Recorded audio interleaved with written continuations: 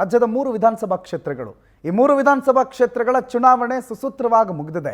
3 ಕ್ಷೇತ್ರಗಳಲ್ಲಿ ಗೆಲ್ಲುವ ಹುಮ್ಮಸ್ನಲ್ಲಿ 6 ಜನ ಅಭ್ಯರ್ಥಿಗಳು ಪ್ರಮುಖ ರಾಜಕೀಯ ಪಕ್ಷದ 6 ಜನ ಅಭ್ಯರ್ಥಿಗಳಿದ್ದಾರೆ. 3 ಕ್ಷೇತ್ರಗಳ ಸೋಲು ಗೆಲುವಿನ ಲೆಕ್ಕಾಚಾರ ಆರಂಭ ಆಗಿದೆ. ಯಾವ್ಯಾವ ಬೂತ್ನಿಂದ ಎಷ್ಟೆಷ್ಟು ಮತ ಚಲಾವಣೆ ಆಗಿದೆ, ಯಾವ್ಯಾವ ಸಮುದಾಯದ ಎಷ್ಟೆಷ್ಟು ಮತಗಳು ಚಲಾವಣೆ ಆಗಿದೆ, ಆ ಲೆಕ್ಕಾಚಾರದಲ್ಲಿ ಯಾರಿಗೆ ಗೆಲುವು ಆಗಬಹುದು, ಯಾರಿಗೆ ಸೋಲಾಗಬಹುದು ಅನ್ನೋ ಲೆಕ್ಕಾಚಾರವನ್ನ ಸ್ವತಃ ಅಭ್ಯರ್ಥಿಗಳೇ ಈಗಾಗಲೇ ಆರಂಭ ಮಾಡಿದ್ದಾರೆ. ಕೆಲವರ ಲೆಕ್ಕಾಚಾರ ಮೇಲ್ಕೆಳಗಾಗಿದ್ರೆ ಇನ್ನು ಕೆಲವರ ಲೆಕ್ಕಾಚಾರ ಕೈ ಹಿಡಿಯುವ ಲೆಕ್ಕಾಚಾರಗಳು ಕಾಣ್ತಾ ಇದೆ. ಒಟ್ಟಾರೆ ಬಹಳ ಸುಸೂತ್ರವಾಗಿ ನಡೆದಿರುವಂಥ 3 ಉಪಕದನದ ಭವಿಷ್ಯ ಸ್ಟ್ರಾಂಗ್ ರೂಮ್ನಲ್ಲಿ ಭದ್ರ ಆಗಿದ್ರೆ ಇಲ್ಲಿ ನಿದ್ದೆ ಇಲ್ಲದೆ ಟಿಕೆಟ್ ಕೊಡಿಸಿರೋರು ಮತ್ತು ಟಿಕೆಟ್ ಪಡೆದುಕೊಂಡಿರೋರು ಗೆಲುವು ಯಾರಿಗೆ ಅನ್ನೋದ್ರ ಬಗ್ಗೆ ಯೋಚನೆ ಮಾಡ್ತಿದ್ದಾರೆ. ಸದ್ಯಕ್ಕೆ ಕರ್ನಾಟಕದ ಬಹುತೇಕ ಜನರ ತಲೆಯಲ್ಲಿರುವ ಏಕೈಕ ಪ್ರಶ್ನೆ ಯಾರಿಗೆ ಗೆಲುವು? ಇದು ಈ ಕ್ಷಣದ ವಿಶೇಷ.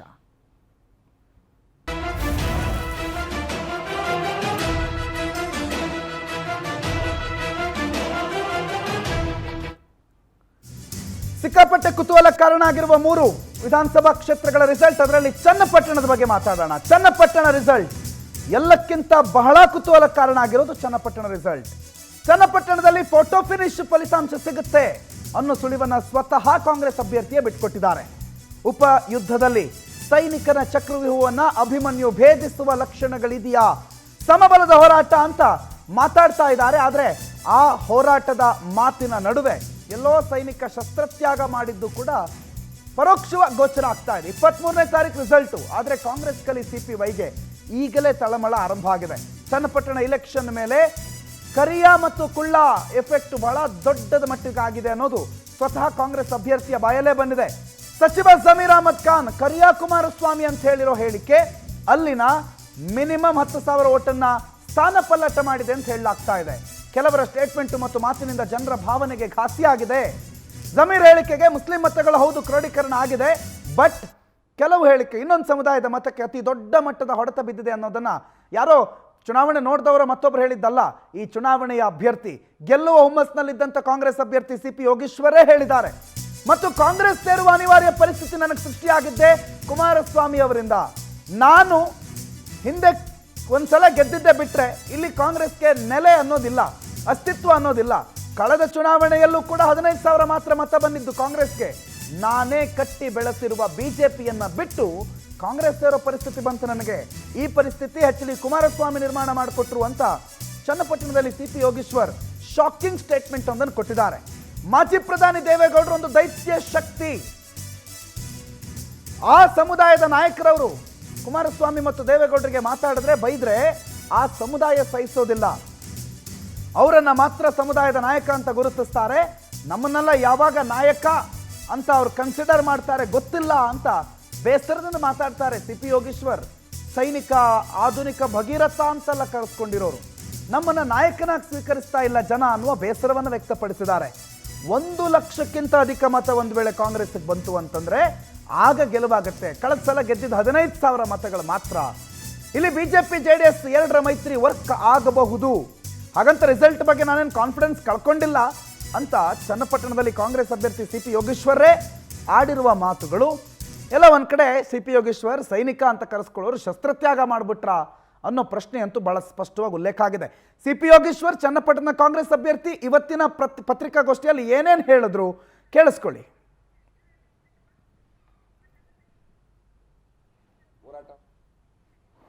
ಅನಿವಾರ್ಯ ಇತ್ತು ನನಗೆ ಇವತ್ತು ಕಾಂಗ್ರೆಸ್ಗೆ ಬರ್ತಕ್ಕಂಥ ಅನಿವಾರ್ಯ ಸ್ಥಿತಿಯನ್ನು ಮೊನ್ನೆ ಕುಮಾರಸ್ವಾಮಿ ಅವರು ನಿರ್ಮಾಣ ಮಾಡಿದರು.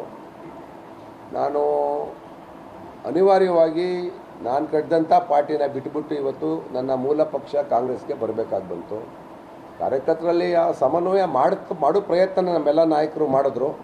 ನಮಗಿದ್ದಂಥ ಕಾಲಾವಧಿನಲ್ಲಿ ನಮ್ಮದೆಲ್ಲ ಹೋರಾಟ ಮಾಡಿದ್ದೀವಿ. 2 ಪಕ್ಷದ ಮುಖಂಡರುಗಳು ಹೋರಾಟ ಮಾಡಿದ್ದೀವಿ. ಅದರಲ್ಲಿ ಯಾವುದೇ ಅನುಮಾನ ಇಲ್ಲ. ಲೆಕ್ಕಾಚಾರ ಅಂದರೆ ಲೆಕ್ಕಾಚಾರ ಮಾಡೋರು ಮತದಾರರಲ್ವಾ. ಇವತ್ತು ನಾವು ಏನೇ ಮಾಡ್ಬೋದು. ಅವರು ಹೋರಾಟ ಮಾಡಿದ್ದಾರೆ, ನಾವು ಹೋರಾಟ ಮಾಡಿದ್ದೀವಿ. 2 ಪಕ್ಷಗಳು ಪ್ರಬಲ ಹೋರಾಟ ಮಾಡಿದ್ದೀವಿ. ಆದರೆ ಅವ್ರದ್ದೊಂದು ಅಂದರೆ ದೇವೇಗೌಡರು ಒಂದು ದೈತ್ಯ ಶಕ್ತಿ. ನಾವು ಏನೇ ಹೇಳಿದ್ರು ದೇವೇಗೌಡರಿಗೆ ಬೈದರೆ ಸಹಿಸ್ಕೋದೇ ಇರ್ತಕ್ಕಂಥ ಸಮುದಾಯ ಒಂದಿದೆ, ಕುಮಾರಸ್ವಾಮಿ ಬೈದರೆ ಸಹಿಸ್ಕೋದೇ ಇರ್ತಕ್ಕಂಥ ಸಮುದಾಯ ಒಂದಿದೆ. ಅದರಲ್ಲೂ ಅವ್ರನ್ನ ನೇರ ಟೀಕೆ ಮಾಡಿದಾಗ ಒಟ್ಟಾರೆ ಸಮುದಾಯ ಏನಾದ್ರು ಕ್ರೋಢೀಕರಣ ಆಗ್ಬಿಟ್ಟಿದ್ರೆ ನಮಗೆ ತೊಂದರೆ ಆಗ್ಬೋದು. ಜೊತೆಗೆ ಅವರು ಒಂದು ಪ್ರಾದೇಶಿಕವಾಗಿ ಆ ನೆಲೆಗಟ್ಟಿಟ್ಕೊಂಡೇ ಬಂದವರು. ನೋಡಿ, ಪಾರ್ಲಿಮೆಂಟ್ ಚುನಾವಣೆಯಲ್ಲಿ JDS BJP ಒಂದಾದ ಮೇಲೆ ಕಾಂಗ್ರೆಸ್ಗಿಂತ 25,000 ಲೀಡ್ ಬಂದಿತ್ತು. ಇಲ್ಲಿ ಕಾಂಗ್ರೆಸ್ಸಿನ ಸ್ಥಿತಿನೂ ಅಷ್ಟು ಫೇವರಬಲ್ ಆಗಿ ಇರಲಿಲ್ಲ. ಇಲ್ಲಿ ಚನ್ನಪಟ್ಟಣದಲ್ಲಿ ಯಾರೇ ಗೆದ್ರು ಕೂದಲೆಳೆ ಅಂತರ ಅಂದರೆ ಫೋಟೋ ಫಿನಿಶ್ ರಿಸಲ್ಟ್ ಅನ್ನೋದನ್ನ ಸ್ವತಃ CP ಯೋಗೇಶ್ವರ ಹೇಳಿದ್ದಾರೆ. ಕೂದಲೆಳೆ ಅಂತರದಲ್ಲಿ ಮಾತ್ರ ಗೆಲುವಾಗೋದಕ್ಕೆ ಸಾಧ್ಯ. ಅದು ಯಾರೇ ಆಗಿರ್ಬೋದು, ನಾನು ಗೆದ್ರು ಅಷ್ಟೇ, ನಿಖಿಲ್ ಕುಮಾರಸ್ವಾಮಿ ಗೆದ್ರು ಅಷ್ಟೇ, ಕೂದಲೆಳೆ ಅಂತರದಲ್ಲಿ ಮಾತ್ರ ರಿಸಲ್ಟ್ ಇದೆ. ಜಿದ್ದಾಜಿದ್ದಿನ ಕಣ ಆಗಿರುವಂತಹ ಚನ್ನಪಟ್ಟಣದ ರಿಸಲ್ಟ್ನ ಕುತೂಹಲ ಚುನಾವಣೆಯ ಮರುದಿನದಿಂದಲೇ ಸೃಷ್ಟಿಯಾಗಿದೆ. ಇನ್ನು 23ನೇ ತಾರೀಕಿರೋದು ಕೌಂಟಿಂಗು. ಆದರೆ ಈಗಾಗಲೇ ಚನ್ನಪಟ್ಟಣದಲ್ಲಿ ಏನಾಗುತ್ತೆ ಅನ್ನುವ ಪ್ರಶ್ನೆ ಹಲವರಿಗಿದೆ. ಜಿದ್ದಾಜಿದ್ದಿನ ಕಣ ಅಂತಲೇ ಗುರುತಿಸಿದ್ದ ಚನ್ನಪಟ್ಟಣದ ರಿಸಲ್ಟು ಯಾವ ಕ್ಷಣದಲ್ಲಿ ಏನು ಬೇಕಾದರೂ ಆಗಬಹುದು ಅನ್ನೋ ರೀತಿಯಲ್ಲಿದೆ. ಬೈ ಎಲೆಕ್ಷನ್ ರಿಸಲ್ಟ್ ರಾಜ್ಯದ ಇತಿಹಾಸದ ಪುಟದಲ್ಲಿ ಉಳಿಯುತ್ತೆ.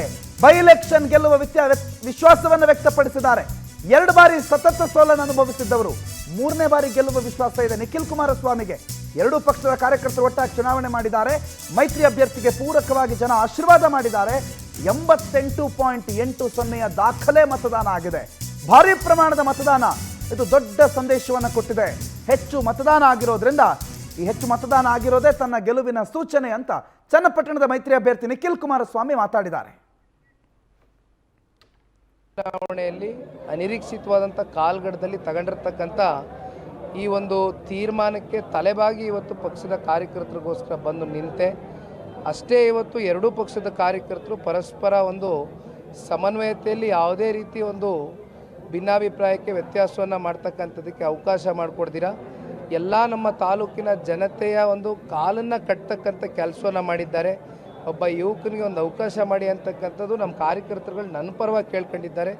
ಸಂಪೂರ್ಣ ನನಗೆ ಆತ್ಮವಿಶ್ವಾಸ ಇದೆ. 100ಕ್ಕೆ 100 ಕ್ಷೇತ್ರದ ಜನತೆ ನನಗೆ ಆಶೀರ್ವಾದ ಮಾಡಿರ್ತಾರೆ. ಈ ಹಾಗಾದರೆ ಚನ್ನಪಟ್ಟಣದಲ್ಲಿ ಗೆಲುವು ಯಾರಿಗೆ ಗೆಲುವು ಚನ್ನಪಟ್ಟಣದ ಈ ಜಿದ್ದಾಜಿದ್ದಿನ ಕ್ಷೇತ್ರದಲ್ಲಿ ಬಹಳ ಕುತೂಹಲ ಇದೆ. ಜಿದ್ದಾಜಿದ್ದಿನ ಕಣ ಚನ್ನಪಟ್ಟಣದಲ್ಲಿ ರಿಸಲ್ಟ್ನ ಕುತೂಹಲ ಕ್ಷಣಕ್ಕೂ ಗರಿಗೆದರ್ತಾ ಇದೆ. ಕಾಂಗ್ರೆಸ್ ಮತ್ತು ಬಿಜೆಪಿ ಮತ್ತು JDSನ ಮೈತ್ರಿ ಅಭ್ಯರ್ಥಿ, ಕಾಂಗ್ರೆಸ್ನ ಅಭ್ಯರ್ಥಿಗೂ ಡವಡವ, ಈ ಕಡೆ NDA ಮೈತ್ರಿ ಅಭ್ಯರ್ಥಿಗೂ ಕೂಡ ಡವಡವ ಈಗಾಗಲೇ ಆರಂಭ ಆಗಿದೆ. ಹಾಗಾದರೆ ನವೆಂಬರ್ 23ಕ್ಕೆ ಸೈನಿಕನ ಗೆಲುವ, ಸೈನಿಕನಿಗೆ ಜಯಭೇರಿನ ಅಥವಾ ಅಭಿಮನ್ಯುವಿನ ವಿಜಯೋತ್ಸವನ? ಮತದಾನದ ಬಳಿಕ ಚನ್ನಪಟ್ಟಣದ ಜನರ ಅಭಿಪ್ರಾಯ ಏನು? ಚನ್ನಪಟ್ಟಣದ ಜನ ಏನು ಹೇಳ್ತಾರೆ? ಯಾರಿಗೆ ಮತ ಹಾಕಿದೀವಿ ಅಂತ ಹೇಳ್ತಾರೆ, ಯಾರು ಗೆಲ್ಲುವ ವಾತಾವರಣ ಇದೆ ಅಂತ ಹೇಳ್ತಾರೆ? ಇದು ಕೇವಲ ಅವರಿಬ್ಬರ ಗೆಲುವು ಸೋಲು ಅಲ್ಲ. DK ಶಿವಕುಮಾರ್ ಭವಿಷ್ಯವು ಕೂಡ ಇದರಲ್ಲಿ ನಿರ್ಣಾಯಕ. ನಿಖಿಲ್ ಕುಮಾರಸ್ವಾಮಿ ಸೋತ್ರೆ ಕುಮಾರಸ್ವಾಮಿ ಮುಖಭಂಗ, ಕೇಂದ್ರ ಸಚಿವರಾಗಿ ಮಗನನ್ನು ಗೆಲ್ಲಿಸ್ಕೊಳ್ಳೋದಕ್ಕಾಗಲಿಲ್ಲ ಅನ್ನುವ ಮುಖಭಂಗ ಎದುರಿಸಬೇಕಾಗತ್ತೆ. ಆ ಕಡೆ ರಾಜ್ಯದ ಉಪಮುಖ್ಯಮಂತ್ರಿಗಳು ತಮ್ಮ ಪಕ್ಕದ ಕ್ಷೇತ್ರವನ್ನು ಉಳಿಸ್ಕೊಳ್ಳೋದಕ್ಕಾಗಲಿಲ್ಲ ಅನ್ನುವ ಮುಖಭಂಗ. ಬಟ್ ಏನೇ ಆದರೂ ಫೋಟೋ ಫಿನಿಶ್, ಕೂದಲೆಳೆಯ ಅಂತರದ ರಿಸಲ್ಟ್ ಅಂತ ಅಭ್ಯರ್ಥಿಗಳ ಮುನ್ಸೂಚನೆ ಕೊಟ್ಟಿದ್ದಾರೆ. ಹಾಗಾದ್ರೆ ಚನ್ನಪಟ್ಟಣ ಕ್ಷೇತ್ರದ ಜನರ ನಾಡಿ ಮಿಡಿತ ಹೇಗಿದೆ, ಏನಂತಾರೆ ಚನ್ನಪಟ್ಟಣದ ಜನ? ಪವರ್ ಟಿವಿಯಲ್ಲಿ ಚನ್ನಪಟ್ಟಣ ಕ್ಷೇತ್ರದ ಗ್ರೌಂಡ್ ರಿಪೋರ್ಟ್. ಹಾಗಾದ್ರೆ ಯಾರು ಚನ್ನಪಟ್ಟಣದ ಗೊಂಬೆ ಆಡ್ಸೋರು ಅನ್ನೋದನ್ನ ಸ್ವತಃ ಚನ್ನಪಟ್ಟಣದ ಜನ ಹೇಳಿದ್ದಾರೆ. ಏನಂತಾರೆ ಚನ್ನಪಟ್ಟಣದ ಜನ? ಬನ್ನಿ ಚನ್ನಪಟ್ಟಣಕ್ಕೆ ಹೋಗೋಣ. ಯೋಗೇಶ್ ಅವ್ರು ಗೆಲ್ಬೋದು. ಯಾಕೆ ಯೋಗೇಶ್ವರ್ ಗೆಲ್ತಾರೆ? ಓಟ್ ತೊಗೊಂಡವ್ರಲ್ಲ ಅವರು, ಹಳ್ಳಿ ಕಡೆ ಅರ್ಧ ತೊಗೊಂಡವ್ರ ಭಾಗ ಬಂದ್ರು. ಇಲ್ಲಿ ಮುಸ್ಲಿಂ ಓಟು ಒಂದು 3/4 ಭಾಗ ತೊಗೋತಾರೆ ಅವರು. ಯಾಕಂದರೆ ಹೋದ ಸಾರಿ ಕುಮಾರಣ್ಣಗೆ ಓಟ್ ಕೊಟ್ಟು ಗೆಲ್ಸಿದ್ದು, ಅವರು ಗೆದ್ಬಿಟ್ಟು ಏನು ಕೆಲಸಗಳು ಮಾಡಲಿಲ್ಲ ಅಂತ ಎಲ್ಲ ಇದು ಮಾಡಿದ್ರು. ಈಗ ಇವ್ರಿಗೆ ಮಾಡಬೇಕು ಅಂತ ಎಲ್ಲ ಜ್ಞಾನ ಮಾಡ್ಕೊಂಡು ಮಾಡವ್ರೆ. ಬರ್ಬೋದು, ರೂಪಾಯಿಗೆ ಒಂದು 95 ಪೈಸಾ 90 ಪೈಸಾ ಇಲ್ಲಿ ಬರ್ಬೋದು ಟೌನ್ನಲ್ಲಿ ಕಾಂಗ್ರೆಸ್ಸು. ಹಳ್ಳಿ ಕಡೆ ಎಲ್ಲ ನಿಖಿಲ್ ಕುಮಾರಸ್ವಾಮಿ ಚೆನ್ನಾಗದೆ ಅಂತಾರಲ್ಲ. ಆಯ್ತಾ ಹೇಳ್ತಾವ್ರೆ, ಎಲ್ಲ ಹೇಳ್ತಾವ್ರೆ. ಅವ್ರಿಗೂ ಓಟ್ ಅದೆಲ್ಲ ಅವ್ರಿಗೂ ಇದೆ, ಅವ್ರಿಗೂ ಅದೇ. ಆದ್ರೂ ಒಂದು 60% ತಗೋತಾರೆ ಅವರು. ಈಗ ಎಲೆಕ್ಷನ್ ನಿನ್ನೆ ಆಯಿತು ಚನ್ನಪಣ್ಣದಲ್ಲಿ, ಸಾಕಷ್ಟು ಫೈಟ್ ಇತ್ತು. ಈಗೇನು ರಿಸಲ್ಟ್ ಮಾತ್ರ ಕಾಯ್ಬೇಕು. ಯಾರು ಗೆಲ್ಬೋದು ಚನ್ನಪಣ್ಣ? ನಮಗೆ ನಿಖಿಲ್ ಕುಮಾರಸ್ವಾಮಿ ಗೆಲ್ತಾರೆ. ಯಾಕೆ ಹೆಂಗೆ ನಿಖಿಲ್ ಕುಮಾರಸ್ವಾಮಿ ಗೆಲ್ತಾರೆ? ನಿಖಿಲ್ ಕುಮಾರಸ್ವಾಮಿ ಅಂದರೆ ಅವರು ಈಗ ಹೊಸ ನಿಂತಿರೋದ್ರಿಂದ 2 ಮ್ಯಾಚ್ ಸೋತಿರೋದ್ರಿಂದ ಈ ಸತಿ ನಿಖಿಲ್ ಕುಮಾರಸ್ವಾಮಿ ಅವರು ಒಂದು 15,000 ಲೀಡಿಂಗಲ್ಲಿ ಬರ್ತಾರೆ ಅಂತ. ಯಾಕೆ ಯೋಗೇಶ್ವರ್ ಯೋಗೇಶ್ವರ್ಗೂ ಅವರು ಮಾಡಿದ್ರು ಅವರು ಈಗ ನೋಡಿ ಹಿಂಗೆ ಜಂಪಿಂಗ್ ನೋಡ್ತಾರೆ. ಏನು ಈಗ ಕಾಂಗ್ರೆಸ್ಗೆ ಹೋದ್ರು, ಓಟ್ರಿಪ್ಪೆಲ್ಲ ಕಾಂಗ್ರೆಸ್ಸಲ್ಲಿದ್ದು BJP ಬಂದರು. ಈಗ ದಳಕ್ಕೆ ಕೂದ್ರು ಬರಲಿಲ್ಲ, ಕಾಂಗ್ರೆಸ್ ಹೊಂಟೋದ್ರು. ಈಗ ಅದರಿಂದ ನಾವು ಆಗಿನಲ್ಲೂ JDS ಪಕ್ಷದಲ್ಲಿ ಇದು ಮಾಡಿದ್ವಿ, JDSಲ್ಲಿ ಈಗ ಎಲೆಕ್ಷನ್ ಆಗೋಯ್ತು, ಇನ್ನೇನು ರಿಸಲ್ಟ್ ಬರಬೇಕು. ಯಾರು ಬರ್ಬೋದು, ಯಾರು ಗೆಲ್ಬೋದು ಅಂತ? ಅದನ್ನು ಯಾರು ಹೇಳೋಕ್ಕಾಗೋದಿಲ್ಲ ಬಿಡಿ. ಅದನ್ನ ಒಟ್ಟಿನಲ್ಲಿ ಯೋಗೇಶ ಗೆಲ್ತಾರೆ, ನಿಖಿಲ ಗೆಲ್ತಾರೆ ಅಂತ ಹೇಳೋಕ್ಕಾಗಲ್ತು. ಈಗ ಇಬ್ಬರಿಗೂ ಫೈಟ್ ಅದೇ, ಅದು ಯಾರು ಅಂತ ಹೇಳೋಕ್ಕಾಗಲ್ತು. ಒಟ್ಟಿನಲ್ಲಿ ಎಲೆಕ್ಷನ್ ಏನಕ್ಕೆ 2 ದಿವಸ ಹೇಳ್ಬೋದು.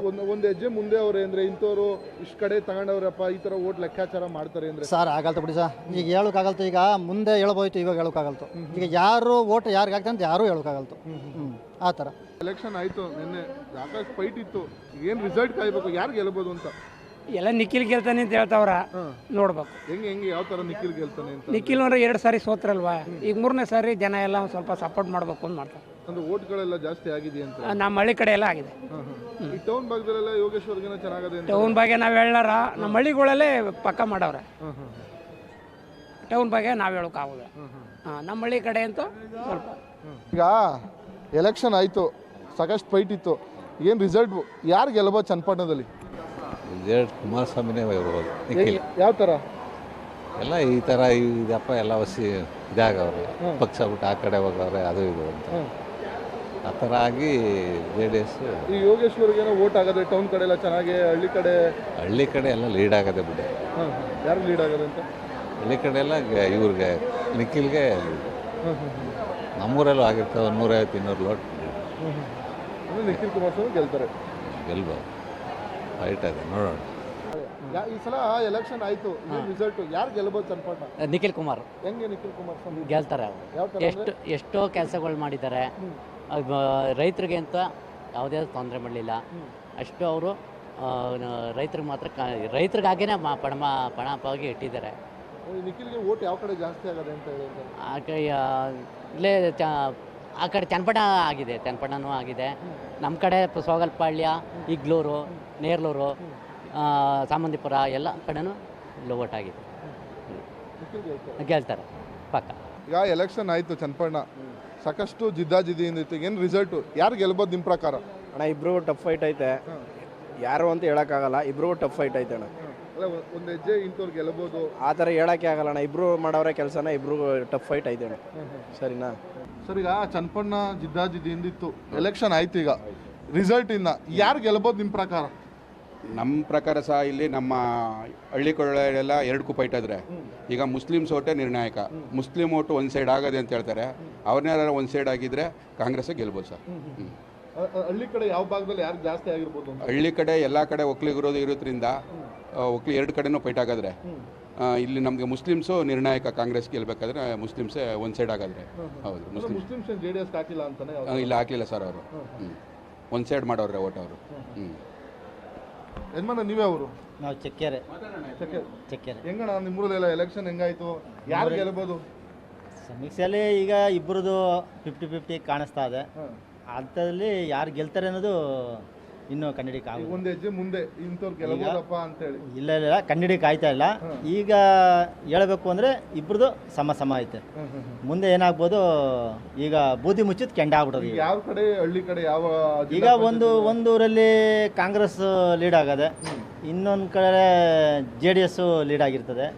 ಈಗ ಹಂಗಾದಾಗ ಯಾವುದು ಹೇಳಕ್ಕೆ ಬರೋದು 50-50 ಆಗದೆ. ಈಗ ಚನ್ನಪಟ್ಟಣ ಎಲೆಕ್ಷನ್ ಮುಗೀತು, ಯಾರು ಗೆಲ್ಬೋದು ಅಂತೇಳಿ? ನಾವೆಲ್ಲ ನಿಖಿಲ್ ಓಡಾಡಿರೋದು, ನಿಖಿಲ್ ಬರ್ಬೋದು ಅಂತ ನಾವು ಹೇಳ್ತೀವಿ. ಹೆಂಗೆ ಯಾವ ಥರ? ಯಾವ್ದು ನಾವು ಪಟ್ಟಿರೋ ಶ್ರಮ ನಿಮ್ಮ ಮಕ್ಕ ನೋಡೋರು ಗೊತ್ತಾಗಲ್ಲ ನಿಮಗೆ ಎಷ್ಟು ಕಷ್ಟಪಟ್ಟಿದ್ದೀವಿ ಅಂತ ಅಷ್ಟೇ. ಈಗ ಟೌನಲ್ಲೇನೋ ಯೋಗೇಶ್ವರ್ ಪರವಾಗಿ ಆಗುತ್ತೆ ಅಂತಾರೆ, ಹಳ್ಳಿಲೆಲ್ಲ ನೀವು ಅನ್ಕೊಂಡಂಗೆ ಆಗೈತಾ ಎಲೆಕ್ಷನು? ಹಳ್ಳಿ ಒಳಗಡೆ ನಿಖಿಲ್ ಕುಮಾರಸ್ವಾಮಿಗೆ ಆಗೈತೆ. ನಿಖಿಲ್ ಗೆಲ್ತಾರೆ. ನೀವೇನು ಹೇಳ್ತೀರಣ್ಣ? ಸರ್ ಹೇಳಿ. ನಾವು ಯೋಗೇಶ್ವರ್ ಗೆಲ್ತಾರೆ. ಹೆಂಗೆ ಯಾವ ಥರ ಯೋಗೇಶ್ವರ್? ಈ ಸತಿ ಲೇಡೀಸ್ ಓಟು ಜಾಸ್ತಿ ಆಗಿರೋದ್ರಿಂದ ಈ ಗೃಹ 5 ಗ್ಯಾರಂಟಿಗೋಸ್ಕರ ಯೋಗೇಶ್ವರ್ ಗೆಲ್ತಾರೆ. ಆದರೂ ಯೋಗೇಶ್ವರ್ಗಿಂತ ಯೋಗೇಶ್ವರ್ ಆದಂಥ ಒಂದು ವರ್ಚಸ್ಸದೆ. ಪಕ್ಷ ನೋಡಲ್ರು, ವ್ಯಕ್ತಿ ನೋಡ್ತಾರೆ. ಯೋಗೇಶ್ವರ್ ಆದಂಥ ವೋಟ್ ಬ್ಯಾಂಕ್ ಐತೆ. ಯೋಗೇಶ್ವರ್ ಖಂಡಿತವಾಗಿ 15,000 ಲೀಡಿಂಗಲ್ಲಿ ಗೆಲ್ತಾರೆ. ಹಳ್ಳಿ ಕಡೆ ಎಲ್ಲ ನಿಖಿಲ್ ಚೆನ್ನಾಗಿ ಆಗದೆ ಅಂತಾರಲ್ಲ? ಯಾವುದೋ ಒಂದು ಭಾಗದಲ್ಲಿ ಇಗ್ಲೂರು ಭಾಗದಲ್ಲಿ ಆಗಿರೋ, ಬಾಕಿ ಭಾಗದಲ್ಲಿ ಒಂದು 50-100 ವ್ಯತ್ಯಾಸ ಬರ್ಬೋದು. ಅವರು ನಾವು ಗೆಲ್ಲೋದು ಮಾತ್ರ ಯೋಗೇಶ್ವರ್ CP. ಟೌನಲ್ಲಿ 20,000 ಲೀಡ್ ತೊಗೋತೀವಿ. 20,000 ತೊಳಿಯೋದಕ್ಕೆ ಆಗಲ್ತವ್ರ JDS ಕೈಲಿ. ಹಾಗಾಗಿ ಯೋಗೇಶ್ವರೇ ಉಚಿತ, 5 ಉಚಿತ. ಏನು ಎಲೆಕ್ಷನ್ ಆಯಿತು, ಈಗ ಯಾರು ಗೆಲ್ಬೋದು ಚನ್ನಪಟ್ಟಣದಲ್ಲಿ? ಯೋಗೇಶ್ವರ್ ಗೆಲ್ತಾರೆ. ಹೆಂಗೆ ಯೋಗೇಶ್ವರು?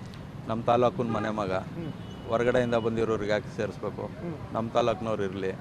ನೀರಾವರಿ ಹರಿಕಾರ, ಬೆಳಗ್ಗೆ ಎದ್ದೇಟಿಗೆ ಕೈಗೆ ಸಿಗ್ತಾರೆ, ಅವ್ರನ್ನೆಲ್ಲ ಹುಡುಕಿ ಹೋಗೋದು. ಬಿಡದಿಲ್ಲಿದ್ದಾರೋ, ಹಾಸನದಲ್ಲಿದ್ದಾರೋ, ಬೆಂಗಳೂರಲ್ಲಿದ್ದಾರೋ ಆ ಒಂದು ಉದ್ದೇಶದಿಂದ ಯಾವ ಲೆಕ್ಕಾಚಾರ ಯೋಗೇಶ್ವರ್ ಗೆಲ್ತಾರೆ ಅನ್ನೋದಕ್ಕೆ ಲೆಕ್ಕಾಚಾರ ಅಂದ್ರೆ ಯಾವ ಥರ ಅಂತ ಆಗ್ಬೋದು? ಯೋಗೇಶ್ವರ್ ಗೆಲ್ತಾರೆ ಅಂದರೆ ನಮ್ಮ ತಾಲೂಕಲ್ಲಿ ಅಭಿವೃದ್ಧಿ ಮಾಡಿರೋರೆ ಅವರು. ನೀರಾವರಿ ಹರಿಕಾರ ಈಗ ಎಲ್ಲ ಕೆಲಸ vote ಮಾಡೋದು. ಆಗಿದೆಯಲ್ಲ ಅಣ್ಣ, ಯಾವ ಥರ ಯಾವ ಕಡೆ ಜಾಸ್ತಿ ಬರ್ಬೋದು ಅವ್ರಿಗೆ? ಮಹಿಳೆಯರು ಮತದಾನ ಜಾಸ್ತಿ ಆಗೈತೆ, ಆಮೇಲೆ ಟೌನು ಚೆನ್ನಾಗೈತೆ, ಆ ಲೆಕ್ಕಾಚಾರದಲ್ಲಿ ಗೆಲ್ತಾರೆ. ಈಗ ಚನ್ನಪಣ್ಣ ಎಲೆಕ್ಷನ್ ಆಯ್ತು, ಯಾರು ಗೆಲ್ಬೋದು ಚನ್ನಪಣ್ಣದಲ್ಲಿ? ಯೋಗೇಶ್ ಬರಬೇಕು ಅಂತ ನಮ್ಮಿಷ್ಟ. ಹೆಂಗೆ, ಯಾಕೆ ಯೋಗೇಶ್ವರ್, ಹೆಂಗೆ ಯೋಗೇಶ್ವರ್ ಅಂತ? ಸ್ಥಳೀಕರು ಹಾಂ ಸ್ಥಳೀಕರು ಇಲ್ಲಿಯವರು ಹಾಂ ಹಾಂ ಹಾಂ ಅವರೆಲ್ಲ ಎಲ್ಲೋ ಹುಟ್ಟು ಬಂದ್ಬಿಟ್ಟು ಇಲ್ಲಿದೆ ನಮ್ಮದು ಅನ್ನೋಕ್ಕಿಲ್ಲ ಅಂತ ನಮ್ಮಲ್ಲಿ ನಮ್ಮ ಸ್ಥಳೀಕರು ಬರಬೇಕು. ಮಾಡವ್ರೆ ಚನ್ನಪಣ್ಣ ತಾಲೂಕು ಸ್ವಲ್ಪ ಇವರೇನು ಮಾಡಲಿಲ್ಲ. ಚನ್ನಪಣ್ಣ ಒಣಗೋಗಿದ್ದನ್ನ ಚಿಗುರಿಸ್ತನು ಯೋಗೇಶರು. ಇವ್ರು ಯಾರು ಚಿಗುರಿಸ್ಲಿಲ್ಲ. ದೇವೇಗೌಡನ ಡ್ಯಾಮ್ ಕಟ್ಸ್ಬಿಟ್ಟೆ ಅಂತ ಹೇಳ್ತಾರೆ. 30 ವರ್ಷ ಡ್ಯಾಮ್ ಕಟ್ಸಿದ್ರು. ಯೋಗೇಶ್ ನೀರು ಬಿಡುವವರೆಗೂ ಚನ್ನಪಣ್ಣ ಒಣಗೋಗಿತ್ತು, ತೆಂಗಿನ ಗಿಡ ಒಂದೂ ಇಲ್ದಂಗೆ ಚಿಗುರಿಸ್ತವ್ರು ಅವರು. ಈಗ ನಾನು ಕಟ್ಟಿಸ್ಬಿಟ್ಟೆ ಅಂದರೆ ನೀರಾವರಿ ಮಂತ್ರಿ ಆಗಿದ್ರು ಸರ್ಕಾರ ದುಡ್ಡು ಕಟ್ಸಿದ್ರು. ದೇವೇಗೌಡನ ಮನೆ ದುಡ್ಡು ಹಾಕೇನು ಡ್ಯಾಮ್ ಕಟ್ಸಲಿಲ್ಲ. ಯೋಗೇಶ್ ಸ್ಥಳೀಕ ಚನ್ನಪಣ್ಣದಲ್ಲಿ ಏನು ಮಾಡವ್ರೆ, ಒಂದು ಬಸ್ ಸ್ಟ್ಯಾಂಡ್ ಇರಲಿಲ್ಲ ನಮ್ಮ ಯೋಗ್ಯತೆಗೆ, ಬಸ್ ಸ್ಟ್ಯಾಂಡ್ ಮಾಡಿದ್ವಿ, ಇವತ್ತೊಂದು ಕೋರ್ಟ್ ಮಾಡವ್ರೆ. ಯೋಗೇಶ್ ಬರಬೇಕು. ನಾವು ಪಕ್ಕ ದಳದವರು. BJP ಅವನಿದ್ದೆ ನಾನು ಮೊನ್ನೆಯಿಂದ. BJP ಅವ್ರು ಇಷ್ಟೆಲ್ಲ ನಾಟಕ ಮಾಡಿ ಅವ್ನಿಗೆ ಟಿಕೆಟ್ ಕೊಡ್ತಾನೆ, ಅಲಿಸಿ ಇದು ಮಾಡಿದಾಗ ಕಾಂಗ್ರೆಸ್ನ ಕಡೆ ಹೋದವನು. ಅದು ಯಾವ ತಪ್ಪು ಮಾಡಲಿಲ್ಲ. ಬರಬೇಕು ಯೋಗೇಶ. ಚನ್ನಪಣ್ಣನ ಜನಕ್ಕೆಲ್ಲ ಕೈ ಮುಗಿ ಕೇಳ್ಕೋಬೇಕು, ಯೋಗೇಶನ್ಗೆ ಓಟ್ ಹಾಕ್ರಿ ಅಂತ ನಾವು ಬರಬೇಕು ಅಂತ ನಮ್ಮ ಲೆಕ್ಕಾಚಾರ. ಈಗ ಚನ್ನಪಣ್ಣ ಎಲೆಕ್ಷನ್ ಮುಗೀತು, ಇನ್ನೇನಿರು